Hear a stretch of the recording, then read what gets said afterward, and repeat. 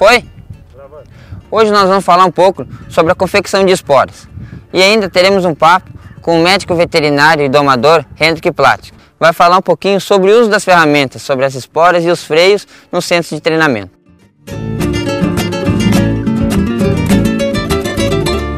Quando as rosetas se agarram no sovaco de um matungo, eu tiro a sorte aragana pra bailar neste surungo. E se vamos dando volta num despraiado de mundo. Eu trabalhava numa metalúrgica, trabalhava com solda, com tubulação de ferro, estrutura metálica, e aprendi a soldar com meu sogro. E ali foi onde eu comecei um hobby, um negócio bacana que eu gostei de fazer e hoje daquilo que eu vivo. Ela começou num final de semana, eu fui num centro de treinamento de um amigo nosso e ele, Cássio, tu mexe com ferro? Eu não mexo. Cara, faz uma espora pra mim. Eu, tchê, mas como é que eu vou fazer uma espora? Não, leva essa aqui de modelo e tu pega e tenta copiar ela. Eu, bom, vou tentar fazer. Bom, cheguei lá na firma, 7 horas da manhã, tomei meu café, cheguei lá e apartei uns pedacinhos de ferro. E nisso meu sogro, Cássio, vamos trabalhar, vamos bater ferro, vamos. Toda hora eu passava e dava uma mexida naquele ferro e ele me cuidando. E aí uma hora eu peguei, dobrei a tal da espora, cara, num fecho de mola de fuca, lembro como se fosse hoje, aquilo lá duro, não conseguia dobrar. E aí eu tive que pedir arrego pro velho. Como é que eu vou dobrar isso aqui? Ele, não, tem que botar no fogo, porque isso é aquilo, porque é um ferro duro, isso é aço, isso é ruim de trabalhar. Aí tá, fiz a tal da espora. Comprei uma roseta lá, brava, e fiz a espora para ele. Dia seguinte ele pegou e começou a usar a espora e adorou. Ficou uma maravilha a espora. Aí passou uns 15, 20 dias, me liga um aluno dele, lá do centro de treinamento, Cássio, fez uma espora pro Léo, assim, eu não fiz. Cara, eu quero 2 pares daquela espora. Bom, e assim eu comecei, peguei, fiz as 2 esporas, entreguei, gostaram bastante e ali que começou a coisa. Rapaz, e aquilo lá pegou uma proporção tão grande que eu, depois de 2 anos trabalhando lá no meu sogro, eu resolvi sair do serviço dele e trabalhar por conta e viver das esporas Reúna.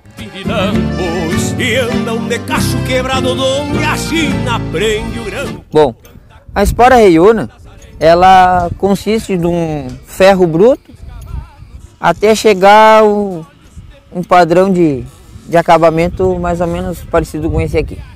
Trabalho numa linha de produção, em processos de corte, dobra, solda, montagem e acabamento.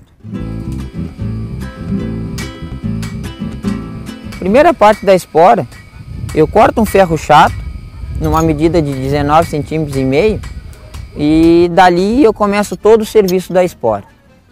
Eu pego essa haste de ferro, essa medida, aqueço ela na forja e faço a dobra. Faço esse grau aqui que tem na espora onde vai calçar no pé do gaúcho.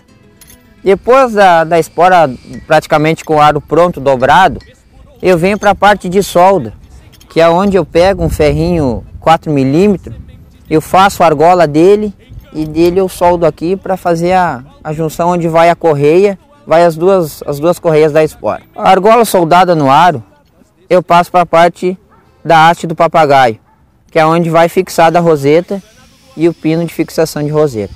Corto ele reto e na hora de montar eu dou um grau na lixa, onde eu faço a solda da espora. Feito a solda, eu passo para a parte de abrir o papagaio. Esse vinco aqui onde vai encaixado a roseta. Abri o papagaio, eu passo para a segunda etapa dele, que é fazer o desenho da espora. Eu faço com essas ramas aqui, eu faço 100 ramas só redondo.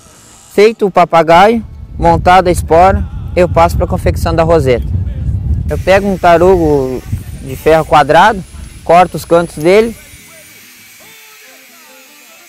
arredondo e dou uma chanfrada para fazer os dentes da espora. Chanfrado o dente da espora, eu começo a abrir os rasgos da roseta. que é para onde entra a terra, para a terra não trancar na roseta, na espora. É para não travar a roseta, é feito esses rasgos, para a terra poder se soltar daqui e não trancar a roseta. Feita a roseta, eu dou um acabamento em lima, monto a espora e passo para a escova, que é uma das últimas partes do processo de montar a espora, é a escova, é limpar o material até dado o acabamento e ficar pronto a espora. Do lado depende da circunstância, duas pátrias, mesma instância, dos dois lados do alambrado. Fronteira, nunca frouxa.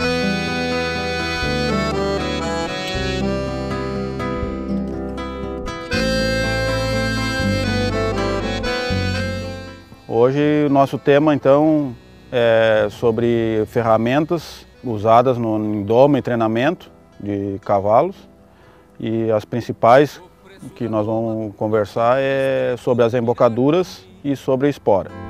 É o mesmo que pagam na costa do mato do Pamaroti. Não há diferença de São Gabriel para o cacique. O preço As embocaduras se dividem em freios e bridões. Aqui no Rio Grande do Sul a gente ainda tem mais um tipo de embocadura, que é o bocal. O bridão é uma ferramenta que não usa perna, não tem apoio, não tem alavanca, né? Então ela não tem barbela. E os freios é qualquer embocadura que tenha perna, que use barbela, ela vai ter um ponto de apoio e vai ter uma alavanca. Então aqui eu tenho um exemplo de um bridão.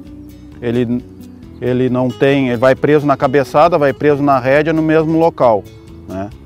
Ele não tem perna, não tem ponto de apoio, não faz tanto contato na barra, ele é usado mais no lábio do cavalo, na lateral. Ele é usado principalmente para fazer o movimento lateral e muito pouco se usa ele de maneira reta, assim, né? Para enfrentar o cavalo de frente.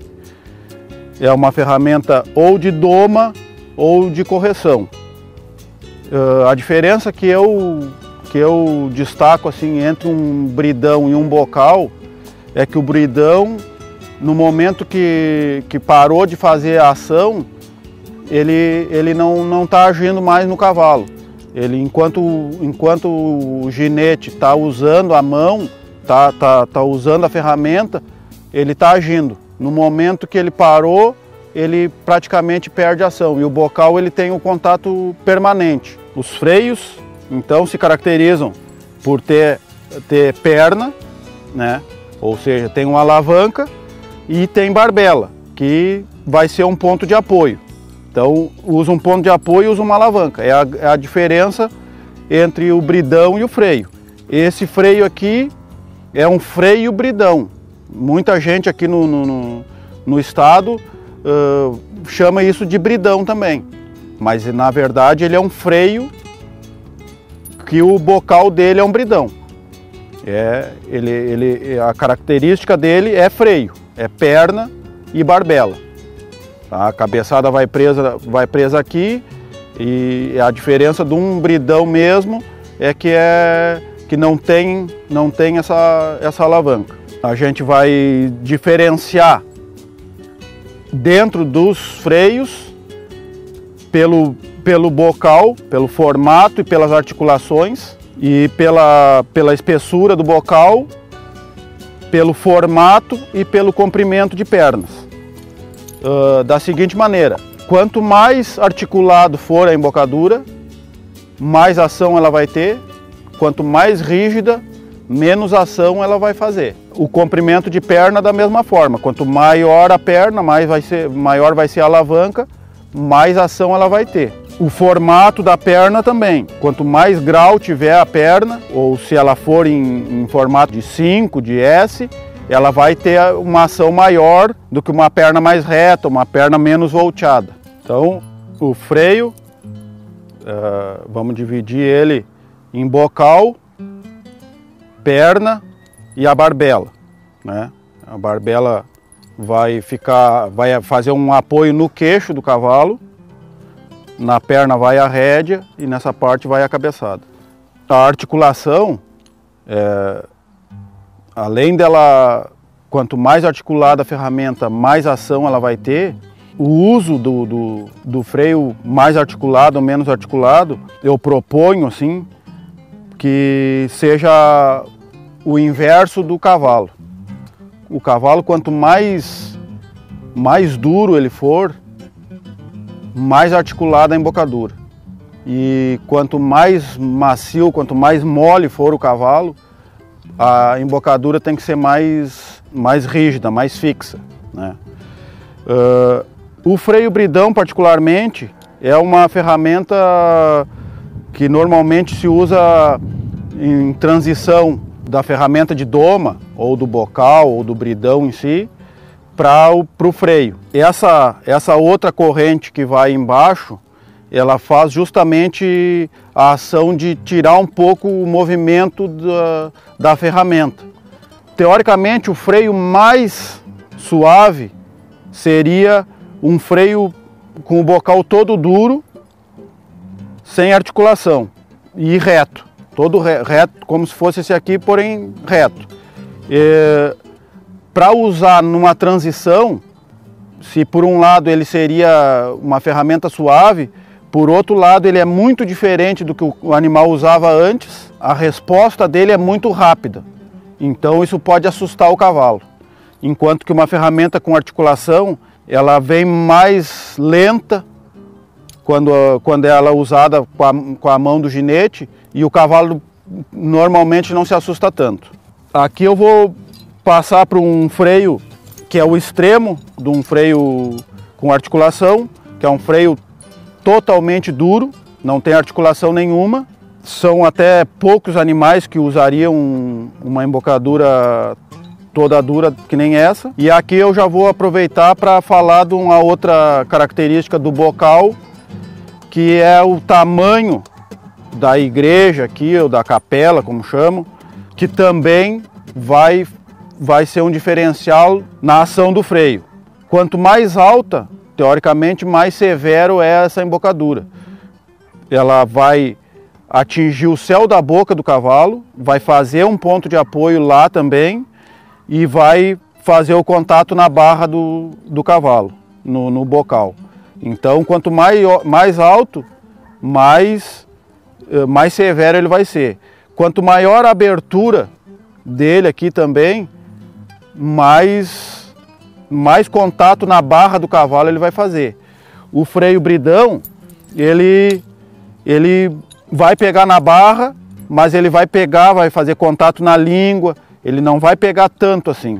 E aí depois a gente tem as outras variações, que nem esse aqui, é um freio duro, mas ele tem articulação na perna. Então ele já é uma embocadura que no bocal é semelhante a essa aqui, mas serviria, vamos dizer assim, para um cavalo que não é tão mole, tão macio, quanto um cavalo que vai usar uma ferradura totalmente dura como essa aqui. Temos o outro extremo, que é uma ferramenta totalmente articulada, né? Aqui no Rio Grande do Sul se costuma chamar freio de jogo, de 4 jogo, freio de mola. Ela, além de pegar na barra quando o cavaleiro aciona pela rédea, quanto mais o cavaleiro acionar a rédea, ele vai apertando e vai apertar a barra do cavalo. Ele vai ter a mesma ação, ou muito parecida com o freio duro. Ele vai encostar no céu da boca, vai livrar a língua do cavalo, vai encostar na barra e vai apertando ainda. Um exemplo de um bocal bem grosso, né? Uma perna bem curvada, que vai ter uma ação mais eficiente, né? Na boca do cavalo. E esse aqui é uma ferramenta mais específica, que ele é individualizado um lado e o outro da embocadura.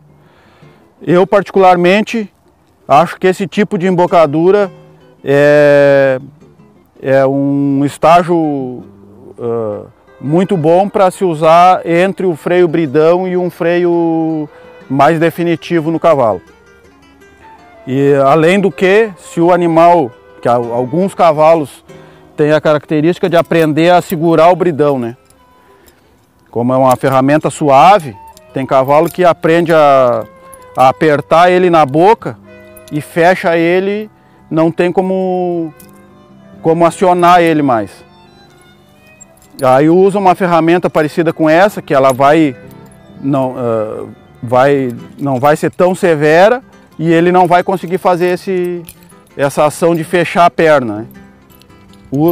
Às vezes pode usar uma, 2 vezes só, já vai ser suficiente. Aqui tem mais um tipo de freio, com uma perna diferente e um bocal diferente também. Ela é um pouco mais fechada a passagem de língua, que vai tornar essa ferramenta um pouco mais suave, porque vai ter o apoio da língua quando fizer a ação, né? E esse aqui também tem o bocal bem grosso, vai ter mais base, vai aumentar a área de contato na boca do cavalo e vai diminuir um pouco a ação ou a força da mão da gente. A perna desse freio é uma perna diferente desses outros que eu mostrei, que é uma perna em S. Então ela isso sim vai potencializar a força do cavaleiro. Um esclarecimento importante que isso, pelo menos eu, quando era guri e montava cavalo, sempre escutava dizer assim, usa nesse cavalo, é um cavalo macio, usa uma ferramenta leve, usa um freio leve nesse bicho. Porque um freio leve seria uma ferramenta que usa menos material, é mais fino, só que na verdade isso aí não vai tornar a ferramenta mais branda, vai tornar a ferramenta mais agressiva. Porque quanto menor a área, quanto mais fina a espessura do bocal, menos área ele vai ter de contato, ele vai fazer uma pressão maior na boca do cavalo. Quanto mais suave a ferramenta, é indicada para aquele cavalo mais macio. Agora, cavalo suave, usar uma ferramenta fina é antagônico, porque ele vai ter muita ação. Quanto mais suave a embocadura, mais o cavaleiro pode acionar ela. E isso aí é um conceito que a gente tem que ter. A ferramenta, quanto mais agressiva ela for, mais suavidade o cavaleiro tem que ter. E aí depois, com relação a bocal, assim, vem as ferramentas de bocal torcido, bocal coxado, que são ferramentas que têm maior poder ainda de sensibilizar o cavalo. Quanto mais for uma ferramenta corretiva, né, uma ferramenta que tem pega mesmo, mais experiência quem vai usar ela tem que ter. Uma ferramenta de correção mal usada, ao invés de tu melhorar o teu trabalho, tu pode piorar. Boca de cavalo é como se fosse um alarme de incêndio. Tu tem que fazer tudo para não usar ela. Mas quando tu for usar, tem que estar funcionando. Então tudo isso que foi falado de ferramenta, de embocadura, a gente tem que se lembrar disso. Então, se o cavalo está caminhando, está fazendo o que tu tá querendo que ele faça, não fica usando a boca dele. Deixa ele executar aquela manobra, ou aquela andadura, aquele movimento que tu tá querendo que ele realize. Agora, no momento, ele passou do galope para a corrida, tu quer que ele diminua e tu vai ter que usar a boca dele, ele tem que responder. Só que para isso, você tem que ter esse respeito. Não precisa estar sempre usando a boca dele. Deixa a boca dele lá quieta. No momento que precisou usar, tem que ter uma resposta. O alarme tem que estar pronto para ser acionado. incendiou, o alarme tem que tocar. Dando sequência das ferramentas utilizadas em doma e treinamento, vou falar sobre espora. A espora, eu considero assim que ela tem que estar presente na equitação e também evitar de usar, mas quando usar tem que ter. A espora mais utilizada aqui pelos gaúchos é uma espora que usa uma correia inferior, que vai prender no salto da bota, e aí quando fechar a correia por cima do peito do pé, ela vai tirar a mobilidade da espora. Essa espora, o garfo dela pega mais alto na bota, no pé do cavaleiro, mas normalmente elas têm o papagaio mais baixo. Vai dar para o cavaleiro usar a perna, usa o calcanhar no cavalo, e quando precisar utilizar a roseta, ele só abaixa a ponta do pé e a roseta vai fazer o contato. Para quem está iniciando ou quem não tem tanta experiência com o uso de espora, tem que trabalhar isso para não chegar, cada vez que for utilizar a perna, utilizar a espora no cavalo. Que obviamente o animal não gosta disso e tu vai acabar desensibilizando o bicho, ou até o contrário, o animal vai ficar com uma reação porque sabe que cada vez que a perna do cavaleiro chegar nele, vai chegar já com a espora. Essa aqui ainda é uma espora que a roseta é branda, né? Ela é uma roseta grossa e o dente dela é pequeno, então ela vai fazer contato com a pele do animal, mas dificilmente ela vai machucar o cavalo. Aí a gente tem outras esporas bem mais agudas e o conceito é o mesmo da embocadura. Ou o cavaleiro tem que ter bastante experiência para usar uma ferramenta dessas, ou o resultado disso aí pode ser totalmente negativo, porque o cavalo talvez vá querer ter uma resposta pelo uso de uma espora agressiva dessas e o cavaleiro não entender isso e acabar ou machucando o cavalo ou o cavalo tendo uma reação. Então esse tipo de ferramenta tem que ser utilizado por quem já tem bastante experiência. E vai ser usado por quem monta para ter uma resposta num animal que às vezes tem um pouco mais de dificuldade de sair do uso da perna, de responder ao estímulo da perna. Vai usar uma espora um pouco mais aguda para que o cavalo tenha essa resposta.